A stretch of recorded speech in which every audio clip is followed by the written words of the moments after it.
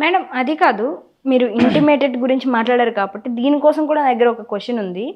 జనరల్గా ఒక పేరెంట్స్ ఇలాగ ఒకసారి సైకాలజీ డాక్టర్ దగ్గరికి ఒక చిన్న పిల్లాడిని తీసుకెళ్ళారు. మేబీ వాడికి ఒక 7 years ఉండొచ్చు. అంత చిన్న పిల్లాడిని తీసుకెళ్ళాడు. అంత చిన్న పిల్లాడికి సైకాలజీ ప్రాబ్లం ఏంటి అన్న డౌట్ కూడా రావచ్చు. అయితే తీసుకెళ్ళిన రీజన్ ఏంటంటే వాళ్ళ పేరెంట్స్ ఇంటిమేట్ అవ్వడం అబ్బాయి చూసాడంట. అది ఏ రకమైన ఇంటిమేట్ అనేది సెకండరీ. ఆ పేరెంట్స్ చేసుకునేది ఈ పిల్లవాడు చూసి వాళ్ళ పేరెంట్స్ లేని టైంలో తన చెల్లి మీద బిహేవ్ చేశాడు. సో ఆ పిల్లవాడిని అలా బిహేవ్ చేయడానికి కారణం ఆ అబ్బాయి చూసిన విధానం బట్టి తనకి వచ్చిన సైకాలజీ డిఫెక్ట్ అనుకోవాలా, లేకపోతే పేరెంట్స్ తప్పు అనుకోవాలా? ఇక్కడ ఎవరికి తప్పు పట్టచ్చు అంటారు మనం అసలు? అది క్యూరియాసిటీ అనేది అందరికీ ఉంటుందండి. క్యూరియాసిటీని ఎలా హ్యాండిల్ చేస్తామో అన్న దాని మీద ఇష్యూ ఇది. ఇప్పుడు బై ఛాన్స్, బై మిస్టేకో, బై యాక్సిడెంటో పిల్లాడు చూశారు. అది చూసిన సంగతి పేరెంట్స్ కి తెలిస్తే కౌన్సిల్ చేయాలి, పేరెంట్స్ దగ్గర ఉండి మాట్లాడాలి. ఫస్ట్ ఆఫ్ ఆల్ అలా బిహేవ్ చేయకూడదు. పిల్లల ముందు ఇంటిమేట్ ఉండకూడదా అంటే ఆ ఇంటిమేసీకి లిమిట్స్ ఉంటాయి.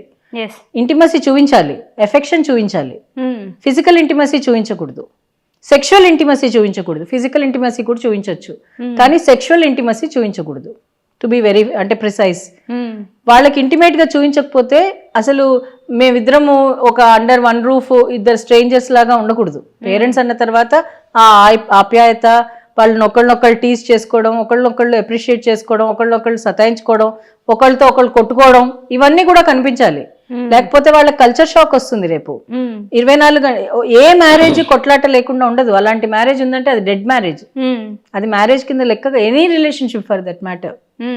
సో అవన్నీ నార్మల్. నీకు జెలసీ ఉండడం నార్మల్, జడ్జిమెంట్ తప్పు. కోపం ఉండడం నార్మల్ కానీ అరవడం తప్పు. You shouldn't tell. కోపం ఉంది, దట్ డజంట్ మీన్ నువ్వు అందరినీ పట్టుకొట్టేస్తా అంటే ఎలాగా? కోపం is an emotion, accept it, process it, అంతే. నువ్వు దాన్ని ప్రాసెస్ చేశాక నీ కోపం తగ్గిపోతుంది.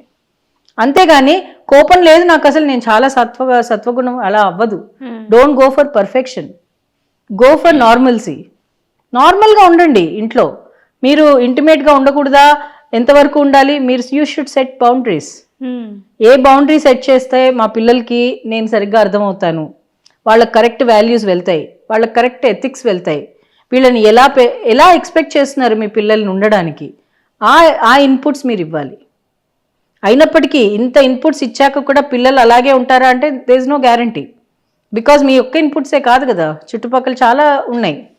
ఒక్కొక్కసారి మన వే ఆఫ్ రియాక్షన్ని బట్టి వాళ్ళు అబద్ధాలు చెప్పడం ఎక్కువైపోతుంది. ఒక్కొక్కసారి మనం రియాక్ట్ అవుతుంది మనతో భయపడి, అంటే అమ్మ ఇలా ఎక్స్పెక్ట్ చేస్తుంది కాబట్టి నేను ఇలా ఉంటా అమ్మ ముందు, కానీ నా పర్సనాలిటీ వేరు అని దాచే పిల్లలు కూడా చాలా మంది ఉన్నారు. దాన్ని మీరు పట్టుకోలేరు. But as much as possible మీ చేతిలో ఉన్నంత వరకు మీరు ఇచ్చే మారల్స్, ఎథిక్స్, వాల్యూస్ మీరు ఇచ్చినవే వాళ్ళకి వెళ్తాయి. జీవితాంతం మిమ్మల్ని ఎలాగ మీ పేరెంట్స్ తోటి కంపేర్ చేసి పోలుస్తున్నారో మీ పిల్లల్ని కూడా అంతే. మీ పిల్లలు తప్పు చేస్తే అది మీ తప్పు, వాళ్ళ తప్పు కాదు. వాళ్ళు ఇంకా అడల్ట్స్ అవ్వలేదు. అడల్ట్స్ అయ్యి 20 ఏళ్ళు దాటిపోయాయి, బయట వెళ్ళి ఏమైనా చేశారు తప్పు, ఎస్ మేబీ వాళ్ళు వేరేగా నేర్చుకున్న తప్పు అయి ఉండొచ్చు. కానీ 20 ఏళ్ల కంటే ముందు ఉన్న తప్పులు ఏమన్నా చేస్తే పిల్లలు, అది పేరెంట్స్ తప్పే, no doubt about it. You are not taking enough care. మీరు వాళ్ళకి కరెక్ట్గా అవగాహన మీకు లేకపోతే నేర్చుకోండి, కానీ ఇవ్వకుండా ఉండకూడదు. పిల్లల బాధ్యత పేరెంట్స్దే, నో డౌట్ అబౌట్ ఇట్. వాళ్ళని మీరు ఇన్ ఫ్యూచర్ సిటిజన్స్, రెస్పాన్సిబుల్ సిటిజన్స్గా తయారు చేయాలి అంటే మాత్రం తప్పకుండా మీరు రెస్పాన్సిబుల్ అవ్వాలి. చాలా ఫ్యామిలీస్లో నేను చూశాను, కొంతమంది మదర్స్ పర్ఫెక్ట్గా బాగా ఎడ్యుకేట్ అయ్యి మంచిగా చదువుకున్న పేరెంట్స్ కూడా వాళ్ళ పిల్లల కోసం సాక్రిఫైస్ చేశారు, జాబ్స్ సాక్రిఫైస్ చేశారు, వాళ్ళ లగ్జరీ సాక్రిఫైస్ చేసి పిల్లల కోసం ఉన్నారు. It's a very good contribution. అది ఆడవాళ్లే చేయాలి లేకపోతే మగవాళ్లే చేయాలని కాదు. ఎవరికి ఎక్కువ అంటే ఇప్పుడు వైఫ్ అండ్ హస్బెండ్ మధ్య శాలరీ వైఫ్కి ఎక్కువ ఉందనుకోండి, వాళ్ళకి మోర్ బెనిఫిట్స్ ఉన్నాయి కెరియర్ వైజ్, అప్పుడు హస్బెండ్ సాక్రిఫైస్ చేయాలి, ఇంట్లో ఉండాలి, చేయాలి. లేదు హస్బెండ్కి మంచి పర్క్స్ ఉన్నాయి, మంచి కెరియర్ ఉంది, బాగా సెటిల్ అవుతాడు, వైఫ్ సాక్రిఫైస్ చేయాలి. అది మీకు గ్రోత్ ఎక్కడుందో దాన్ని ఆలోచించి సాక్రిఫైస్ చేయాలి, కానీ వైఫా హస్బెండా అనే ఆలోచన రాకూడదు అక్కడ. దాన్ని ఈక్వాలిటీ అనొచ్చు. కానీ ఇప్పుడుంటున్న ఈ ఫెమినిజం, ఒకప్పుడు మనది మేట్రియార్కల్ సొసైటీ, ఉమెన్ బాగా డెసిషన్ మేకింగ్ లో ఇన్వాల్వ్ అయ్యి ఉండేవాళ్ళు.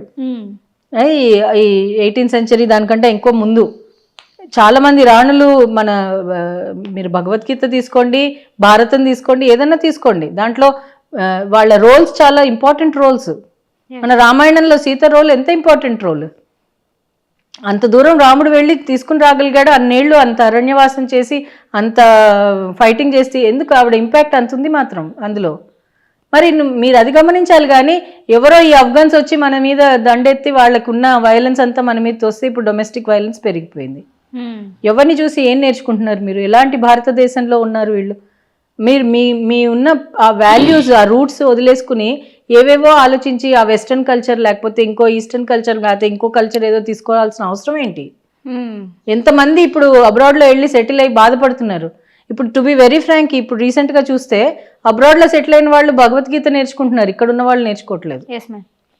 అక్కడ బోల్డ్ అన్ని క్లబ్స్, కమిటీస్ అవన్నీ ఫామ్ అయ్యాయి. ఇక్కడ వాళ్ళు అంతగా దాని గురించి ఆలోచించట్లేదు. అంటే మీరు రిలీజియస్ టెక్స్ట్ కింద చూడకండి, అట్లీస్ట్ ఒక గైడెన్స్ కింద చూడండి. నేను రిలీజియన్ గురించి అనట్లేదు. ఒక పోనీ భగవద్గీత కాకపోతే ఏదో ఒక గైడెన్స్ బుక్ తీసుకోండి, ఏదో ఒక గైడెన్స్. మీకు ఒక గైడెన్స్ తీసుకుంటేనే మీకు అవి ఎలా ఇవ్వాలి అన్న తెలుసు. Nobody is perfect. తప్పులు అందరితో జరుగుతూ ఉంటాయి. తప్పు జరిగింది అని రియలైజ్ అవ్వగానే అది యాక్సెప్ట్ చేసి దాని యాక్షన్ పాయింట్ తీసుకోవాలి. కానీ నా తప్పు కాదు అని డినై చేయకూడదు. పేరెంట్స్ విలువ అంత ఇంపార్టెంట్. వాళ్ళు సరే జరిగిపోయింది, ఏదో జరిగిపోయింది, ఇప్పుడన్నా నేను రెస్పాన్సిబుల్ అవ్వాలి అని వాళ్ళు కొన్ని వదులుకొని అక్కడ కూర్చోవాలి. ఆ టైంలో వాళ్ళు హోంవర్క్ చేసేటప్పుడు కూర్చోండి, తప్పదు. పోలీసింగా నువ్వు నా మీద ట్రస్ట్ లేదా పిల్లలు అంటారు. అవును, లేదు. నీ మీద ట్రస్ట్ ఉండొచ్చు, కానీ సొసైటీ మీద లేదు. నీ చేతిలో ఉన్న మొబైల్ ఫోన్ మీద లేదు. అందుకని నేను కూర్చుంటాను. ఫ్రాంక్గా మాట్లాడండి పిల్లలతో. You should be very approachable. మీ పిల్లలు నీ దగ్గర ఏమన్నా మాట్లాడడానికి నాకు ప్రాబ్లం లేదు అనేలాగా చేయగలగాలి. అప్పుడు కరెక్ట్ కమ్యూనికేషన్ జరుగుతుంది. వాళ్ళు అప్స్ అండ్ లోస్ గమనించాలి. ఎప్పుడైతే మీ పిల్లలు మీతో బాగా కొట్లాడుతున్నారు, వాళ్ళు సరిగ్గా మీకు అన్నిటికీ ఆర్గ్యుమెంట్ చేస్తున్నారు అంటే అర్థం ఏంటి? You are not giving enough time for the child. Simple. వాళ్ళు ఊరికే మామూలుగా ఎప్పుడు వింటాడు, ఈ మధ్య ఏంటో చాలా చేస్తున్నాడు అని వచ్చింది అంటే మీలో ఏదో మార్పు వచ్చింది. అదే మార్పు మీరు రూట్ కాజ్ వెతికి దాని మీద యాక్షన్ తీసుకోవాలి. అబ్బాయి పిల్లాడి మీద కాదు. వాడితో ఒకసారి తిడతారు, ఒకసారి కొడతారు, ఆ రెండింటికి వాడు అలవాటు అయిపోయాడు. తర్వాత ఏంటి? ఏం చేస్తారు? ఎక్కడి దాకా పుష్ చేస్తారు వాళ్ళని.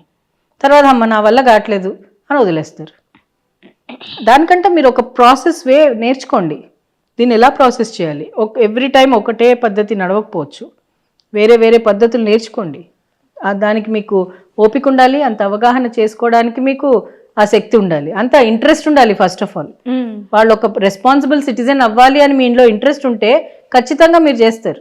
ఇప్పుడు ఆల్కహాలిక్ పేరెంట్స్ ఉన్నారు చాలామంది. ఈ మ్యారేజ్కి ముందు అనుకుంటారు ఆడవాళ్ళు, నా ప్రేమతో మా ఆయన్ని చేంజ్ చేసేస్తాను. అది అవ్వదు. ఎవరిని చేంజ్ చేయలేరు. This is truth. ఎవరికి వాళ్ళే చేంజ్ అవ్వాలి, అది ట్రూత్. సో అలాంటప్పుడు సిచ్యువేషన్స్ని అర్థం చేసుకుని, సరే మీరు అనుకున్నారు అది అవ్వలేదు, ఇప్పుడేంటి? మీరు ఫ్యూచర్ జనరేషన్ గురించి ఆలోచించండి, వాళ్ళని టేక్ కేర్ తీసుకోండి. అంతేగాని అందులోనే ఒక ఫ్లమ్లో ఉన్న ఈగలాగా కొట్టుకుంటూ ఉంటే మీరు ఆ ఎన్వైరన్మెంట్ నుంచి బయటికి రాలేరు. మీరంతే అందులోనే మనస్తత్వం పెంచుకోవాలి. ప్రతి ఒక్కరూ పెంచుకోవాలి. ఇది ఎన్నో నెగిటివ్ థాట్స్ ఉంటాయి. ఆ నెగిటివ్ థాట్స్ అన్నిటినీ పాజిటివ్ థాట్స్ తోటి తోయాలి. ఆ నెగిటివ్ ఒక్క థాట్ నెగిటివ్గా వచ్చినా 10 పాజిటివ్ థాట్స్ తోటి తోయండి, పర్వాలేదు. కానీ నెగిటివ్ థాట్ వెళ్ళిపోవాలి మైండ్లోంచి. పెయిన్ కానీ ప్రెషర్ కానీ ప్రాసెస్ చేయకపోతే అది మీలోనే ఉండిపోతుంది. ప్రాసెస్ చేయాలి. 10 మందితో మాట్లాడండి. ఏదో మీ ఇన్ఫర్మేషన్ తీసేసుకుని వాళ్ళు ఏం చేయరు. అది పెద్ద దాన్ని ఏం చేస్తారు? చాలామంది భయపడతారు. ఎవరికన్నా ఎక్స్ప్లెయిన్ చేయాలి, ఎవరి దగ్గర హెల్ప్ తీసుకోవాలి అంటే నామోషిగా ఫీల్ అవుతారు. No, that's wrong. వెంటనే హెల్ప్ తీసుకోవాలి. ఏడవాలనిపిస్తే ఏడ్చేసేయండి, నో ప్రాబ్లం. ఎవరైనా చూసి నవ్వుతారని నవ్వుకోండి, ఇట్స్ ఓకే. నవ్వితే ఏమైంది? ఇప్పుడు ఏమైనా కొంపలు మునిగిపోయా?